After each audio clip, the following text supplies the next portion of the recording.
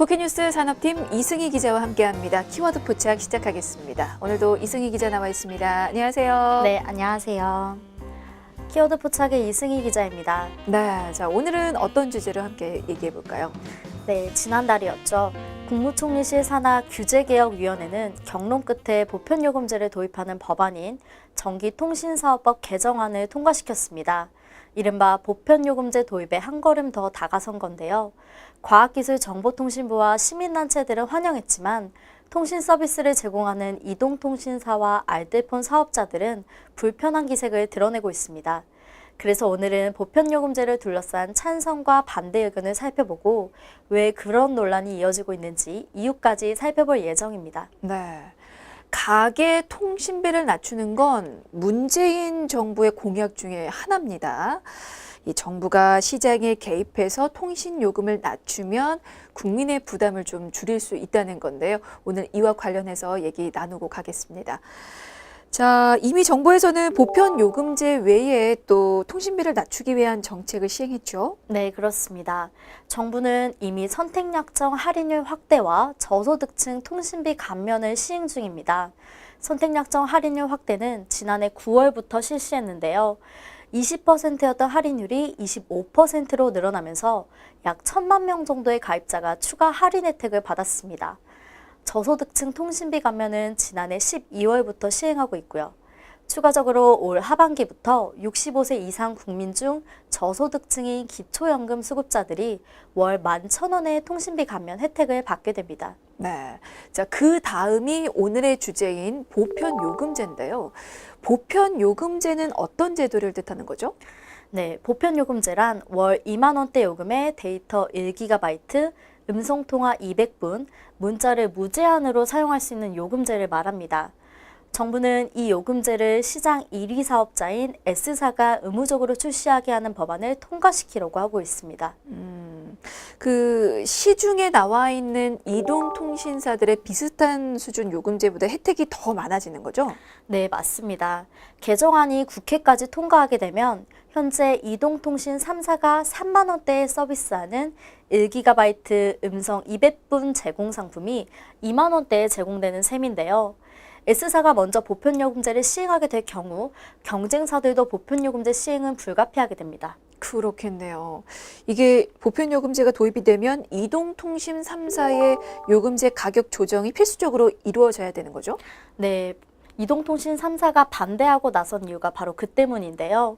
만약 보편요금제가 시행될 경우 상위 요금제 가격을 모두 연쇄 인하할 수밖에 없게 됩니다. 네, 정부가 통신비를 줄이겠다는 목표로 이번 정책을 내놓은 만큼 소비자들은 사실 당장 덕은 볼 수 있는데요. 근데 이제 궁금한 점이 우리나라 통신비가 다른 나라에 비해서 비싼 편입니까? 싼 편입니까?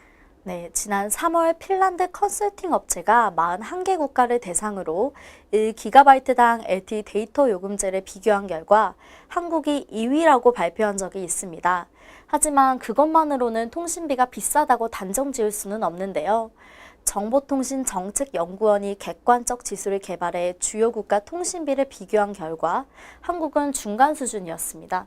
네, 그러니까 그렇게 싸지도 않지만 그렇다고 터무니없이 비싸지도 않은 편인 건데 이 통신비를 줄여주는 보편 요금제를 둘러싸고 찬성과 반대가 엇갈리는 입장이라고요? 네, 그렇습니다. 규제개혁위원회 통과 사실이 알려지자 해당 법안 도입을 추진하는 과학기술정보통신부와 시민단체들은 일제히 환영했고요. 통신 서비스를 제공하는 이동통신사와 알뜰폰 사업자들은 요금제에 대해 우려와 불편한 기색을 드러낸 바 있습니다. 네. 소비자 입장에서는 같은 서비스를 이용하면서 금액은 또 저렴해지는 거니까 당연히 환영할 만한 일인 것 같고, 그리고 이동통신사들의 반대야 당연한 거지만 알뜰폰 업체들 역시 반대를 한다고 하니까 좀 의외이긴 한데 왜 반대를 하는 건가요? 네, 알뜰폰 업체들은 이동통신 3사의 요금제 인하가 알뜰폰 업계의 경쟁력을 저하시킨다고 주장하고 있습니다. 멤버십 서비스 및 가족 결합 할인 등의 측면에서 알뜰폰 업계가 외면당할 수 있다는 것입니다. 그래도 알뜰폰 업체도 대기업이거나 또 통신사들의 어떤 계열사인 경우는 크게 문제가 되지 않을 것 같은데요. 네, 그런 경우에는 큰 영향을 받지 않을 것으로 보입니다.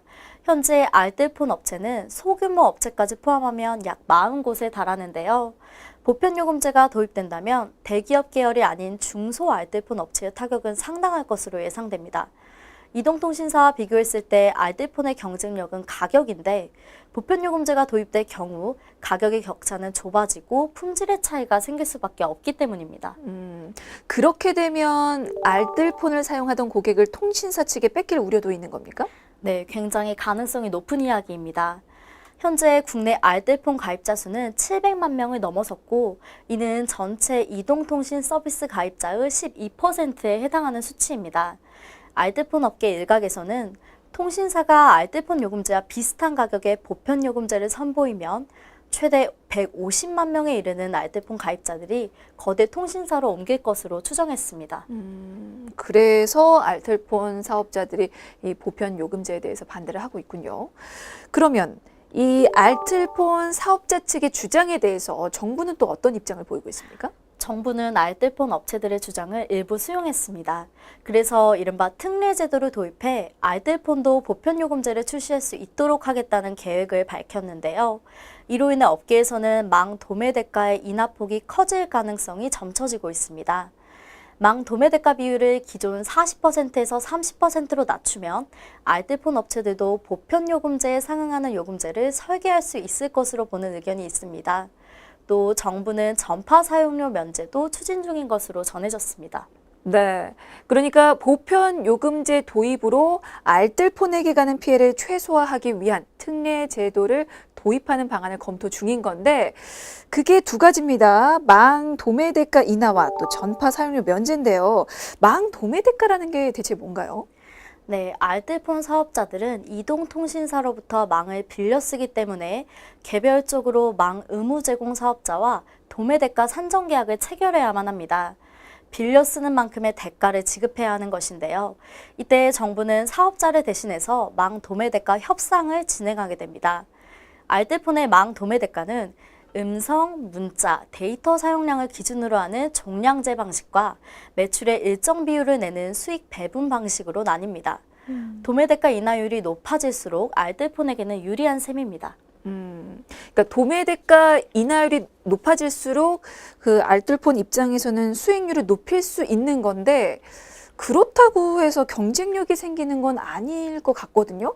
그러면 정부에서는 특례 제도를 도입하면 알뜰폰 업체들에게는 어떻게 경쟁력이 생기는 겁니까?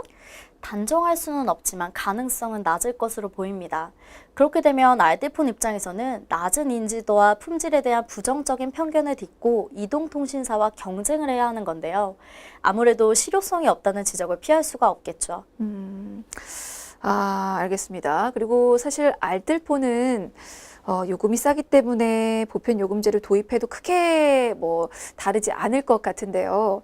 알뜰폰 업체들은 이미 보편 요금제보다 더 낮은 가격에 더 많은 음성과 그리고 데이터를 사용할 수 있는 서비스를 제공하고 있는 거잖아요. 네, 맞습니다.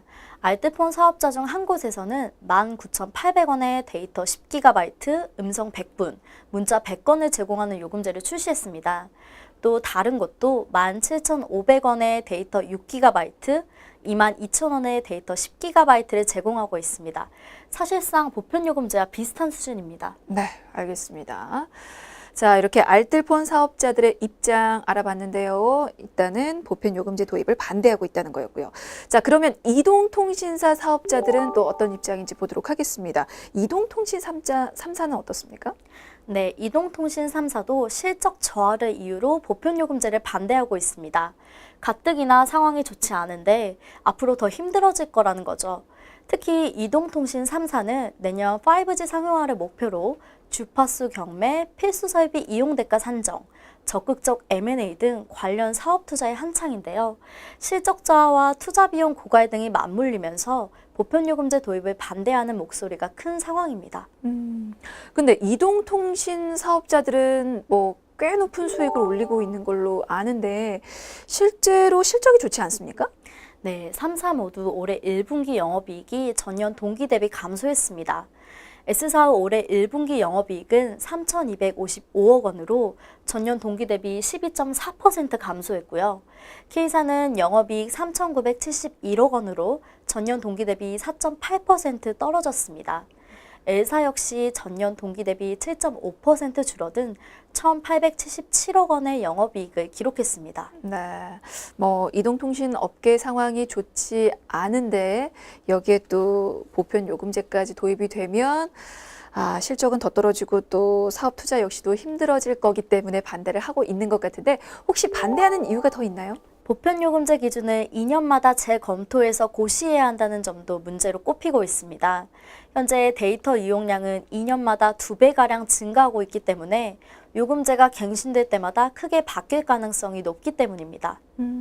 근데 그게 문제가 되나요? 사실 데이터 사용량이 늘면 이동통신사 사업자들은 더 수익을 가져가는 구조 아닙니까? 통계에 따르면 국내 무선 트래픽은 지난 2016년 1월 18만 7,607테라바이트였지만 지난 1월에는 무려 33만 3,844테라바이트로 늘었습니다. 반면 보편요금제 산정 기준이 되는 이동통신사 요금 수익은 제자리인데요. 보편요금제 의무 출시 사업자인 S사의 경우 지난 2016년 통신 수익으로 10조 8,109억 원을 벌어들였지만 지난해에는 10조 8,650억 원에 그쳤습니다. 이 같은 추세가 계속된다면 보편요금제는 2년에 한 번씩 반값이 될 수밖에 없는 상황입니다. 스마트폰을 요즘 많이 또 사용하시기 때문에 데이터 사용은 또 늘 수밖에 없을 것 같은데 그러면 같은 요금으로 사용할 수 있는 데이터 양도 2년마다 늘어나는 겁니까? 네, 그건 아닙니다. 보편요금제가 제공하는 데이터의 경우 관련법에 따라서 2년마다 제자리 걸음하거나 되려 줄어들 전망입니다. 관련법 28조는 보편요금제 데이터 제공량을 일반 이용자 전년도 평균 이용량의 100분의 50 이상, 100분의 70 이하로 한다고 되어 있는데요. 그래서 입법 취지를 살리지 못한다는 지적도 나오고 있습니다. 네, 알겠습니다. 자, 이렇게 보편 요금제 시행을 앞두고 이동통신사들의 우려와 불만이 이어지고 있는데요. 앞서서도 살펴봤지만 현 정부가 통신비 절감을 위해서 이 선택 약정 할인율 확대 그리고 저소득층 통신비 감면을 시행했습니다. 그런데 여기에 또 이 보편 요금제까지 도입하려고 하니까 불만 사항이 더 늘어나지 않을까 그럴 수밖에 없을 것 같긴 해요. 네, 맞습니다. 이동통신 3사는 지난해 6월 통신비 인하 방안이 발표된 이후 요금 할인율을 20%에서 25%로 상향한 데 이어 어르신 요금을 11,000원 추가 감면하면서 손실이 매우 커졌습니다. 뿐만 아니라 이동통신 3사는 무약정 고객을 위한 혜택을 대대적으로 늘렸는데요. 앞서도 말씀드렸듯이 3사 모두 올 1분기 영업이익이 전년 대비 크게 감소하는 등 수익이 악화된 상황입니다. 사실 이해는 됩니다. 아무래도 이동통신 업계에서는 불만 소리가 계속 나올 수밖에 없을 것 같아요. 네, 그래서 S사의 박종호 사장은 최근 기자들과 만난 자리에서 불만을 표출하기도 했는데요. 정부가 보편요금제 도입을 강행하기보다는 업계가 스스로 저렴한 요금제를 출시하도록 유도해야 한다는 것이었습니다. 실제로 업계에서도 가계통신비 부담을 줄이기 위해 노력하고 있다고 주장했습니다. 그렇군요. 자, 이렇게 보편 요금제를 두고 알뜰폰과 이동통신 업계에서 반대 목소리가 큰데요. 만약에 그럼에도 불구하고 이 보편 요금제가 도입이 되면 그럼 결과적으로 누가 혜택을 받게 되는 걸까요? 단편적으로 말할 수는 없겠지만 우선 일반적인 이용자에 대해서는 앞서 과기정통부 설명에 따르면 무제한 요금제 가입자를 제외한 일반 요금제 가입자가 될 가능성이 높습니다. 무제한 요금제를 사용하지 않는 경우 가격이 싼 보편요금제로 갈아탈 사용자가 많을 것으로 보고 있는 셈입니다. 네, 알겠습니다. 자, 지금 보편요금제 도입에 대해서 지금 살펴보고 있는데요. 먼저 반대 입장부터 살펴봤습니다. 그리고 소비자 입장에서도 좀 봐야 될 것 같은데 사실 소비자 입장에서는 찬성하는 목소리가 높겠죠. 네, 그래서 시민단체들은 오히려 통신사의 주장을 납득하기가 어렵다는 의견이 많습니다. 소위 호갱이라는 단어가 나오게 된 계기도 통신사 판매 전략에서 비롯됐기 때문인데요. 한국소비자연맹 관계자는 공공재인 주파수로 영업 중인 통신사가 20년 넘게 안정된 환경 속에서 성장해온 점을 고려하면 사회적 책임을 질 필요가 있다고 주장했습니다. 그동안 이동통신 3사는 고가요금제에만 혜택을 집중해 가격 왜곡과 이용자 차별을 일으켰기 때문에 이를 방지하기 위해서는 일정 부분 정부 개입이 필요하다는 거죠. 네. 게다가 K사가 이미 보편요금제에 상응하는 요금제로 선제 대응을 한 만큼 경쟁사들의 앓는 소리에도 힘이 다소 빠질 수밖에 없는 상황입니다. 네. 사실 뭐 줄어들었다고는 하는데 매년 조 단위의 매출 기록을 갱신하고 있는 곳이 또 이동통신사들입니다. 그렇기 때문에 이 통신사를 믿지 못하겠다는 것 같은데 사실 아직 국회라는 관문이 더 남아 있습니다. 보편요금제의 국회 통과 여부도 중요한데요. 어떻게 될까요? 그것도 궁금하네요. 네, 과기정통부는 상반기 내 확정을 목표로 하고 있지만 여야 간 극명한 견해차를 보이고 있어서 사실 국회 처리가 불투명한 상황입니다. 특히 야당에서는 보편요금제 반대 의견이 지배적인데요. 정부의 지나친 간섭 대신 경쟁 활성화를 통한 통신비 인하 정책에 초점을 맞춰야 한다는 입장입니다. 그러면 조만간 처리되지 않을 수도 있겠군요. 네, 잘 지적해 주셨는데요. 국회 일정상 전기통신사업법 개정안 처리는 연내에 이루어지기 힘들 것이라는 관측도 나오고 있습니다. 이미 상반기는 거의 끝났고 하반기에는 국정감사도 있는 만큼 11월 이후로 밀릴 가능성이 제기되고 있는데요. 그런 논란에도 불구하고 과기정통부가 국회 통과를 밀어붙인다는 방침을 내세우고 있어 진통이 예상됩니다. 또 K사에서 저가요금제가 나온 만큼 경쟁사들에서도 유사한 요금제가 잇따라 출시될 가능성이 매우 높습니다. 만약 L사와 S사에서도 유사한 요금제가 출시된다면 정부로서도 보편요금제를 법제화할 명분과 이유가 사라지는 셈인데요. 우선은 업계 상황을 조금 더 지켜봐야 할 것 같습니다.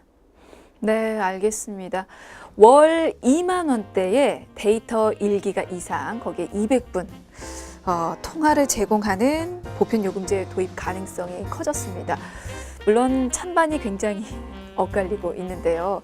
아직 국회 법안 통과라는 관문이 남아 있습니다. 그래서 아직까지는 뭐라고 단언할 수 없지만 상황을 좀 지켜봐야 될 것 같고요. 그리고 결과가 나오는 대로 다시 얘기 나눠보도록 하겠습니다. 자, 오늘 키워드 포착은 여기까지입니다. 지금까지 국회뉴스 이승희 기자였습니다. 고맙습니다. 네, 감사합니다.